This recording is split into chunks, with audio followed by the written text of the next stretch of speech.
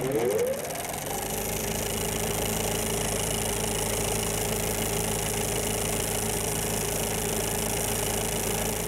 everybody, welcome to the 2017 TRIFI Film Festival. And Greg Martin back here talking to some folks about some of the films that we have been showing. We just had some great showings of Renegades. And I understand there's a film I got to catch tonight that's called Renews It. Oh, no, that's not the right one. No, that actually is what we were just talking about, how we need to see that. That's good. Well, check, because I'm in that one, too. Okay, so, good. yeah, I did a little work on sound on that one, too. But, no, you need to catch Ladykillers. And I got two of the folks here from Ladykillers, the Ladykillers. I'm sorry, I got to get all these correct things going here. I'll start with the lady. We have Lily Holleman, right? Yes, that is my name. I'm so glad I got that right. Yeah. And Phil, what's his name? I'm Phil Leirness. Yeah, thank you. and it's, you know, it's always been a dream of mine to sit in the lobby of a mid-century modern theater on a rainy day in Richland, Washington, being interviewed. And I feel like after this, I will be one step closer to having that dream come true. So the bucket list, you know, marking everything off of that. Yeah, well, I don't know if it was a bucket list exactly. The list of dreams is a lot longer than a bucket list. Mine was more like a spit cup. Okay, Yeah, all right. okay. It's not the bucket thing, but so he's not going to be serious about this. Let's talk about this film here for just a minute. Talk to me about the Ladykillers. What is this film about? The Ladykillers is a dark comedy about a game of sexual conquest gone wrong.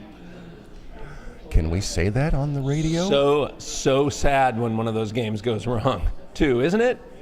I have never had the opportunity of playing one, but No, although it sure seems like this game is one that apparently has been played all too often in the halls of Hollywood of late, if the news is to be believed. And indeed, we made this film as an exploration of how exploitation, especially the exploitation of women, leads to violence.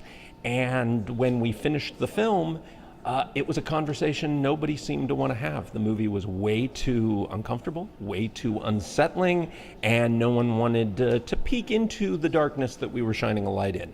Now, only a year later, it's as if we made a documentary and suddenly people are going, yeah, okay, sure, the Ladykillers, let's talk about this movie. how do you jump into a film like this and touch on a subject like this from your perspective, being, I'm assuming, a woman? Well, you just dive into the deep end. Phil kind of needed an extra hand about a week before filming. And he said, will you be a producer? We need help. And I had never produced before. I'm an actress. So Act something for me. I got a fever, and the only prescription is more cowbell. There you go. Boy, Wow, I like that. I like that, yeah. I mean, I can do that too. No, that's all right, because otherwise you have to get paid for it. Exactly. Yeah. So you jumped into this production role and in a film like this, and were there issues with that? Well, we still needed a bunch of locations. There was a little bit of, independent filmmaking going on. And I said, how do I produce? And Phil said, you'll figure it out. And I'm still in the process of doing that. I think that's the way this whole industry works, isn't it? Somebody looks at you and says, you're going to do it, and you'll figure it out. Well, that's the exciting part about independent film. I mean, at its best, it is let's build a barn and put on a show, and you get the opportunity to learn how to do what you need to do. That's the difference between doing this and doing a bigger budget a film generally, where there are so many controls, and you're not allowed to do anything other than what you are specifically assigned to do.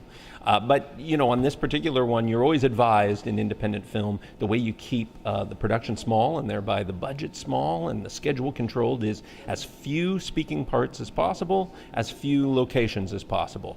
So we had more than 36 speaking parts and equally as many locations. How about as many locations as possible and as many speaking parts? That sounds like fun.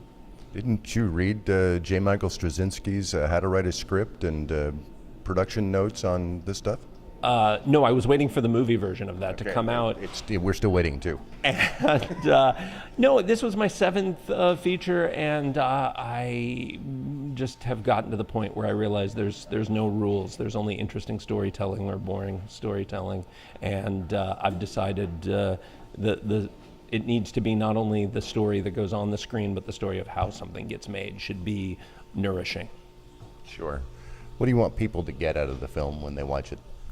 Well, as a woman, I am particularly concerned with the subject matter of exploitation and the exploitation of the feminine and the way that men often do behave in locker rooms, behind the scenes, how prevalent it really is. And this film is very uncomfortable because it depicts accurately what is going on. A lot of locker room talk, and because the film goes the way it does, I don't want to give away the ending, but it pays off in the end, and I think it's a very important talking point for people to get out in front of it and say, can we really see this for what it is? Because a lot of people have been denying that this still goes on, that we're in this kind of more evolved place than we really are. So it's been an honor to be a part of it. Well, good deal. I appreciate you guys stopping by, and we'll look for the Ladykillers here at the TRIFI Film Festival. And can people check it out online someplace? You got a website? People, yes, can visit theladykillersmovie.com, and we'll have all the information about future screenings and releases and tote bags for sale for the kids. There you go. Lily, Phil, thanks so much. Thank you. We'll be back.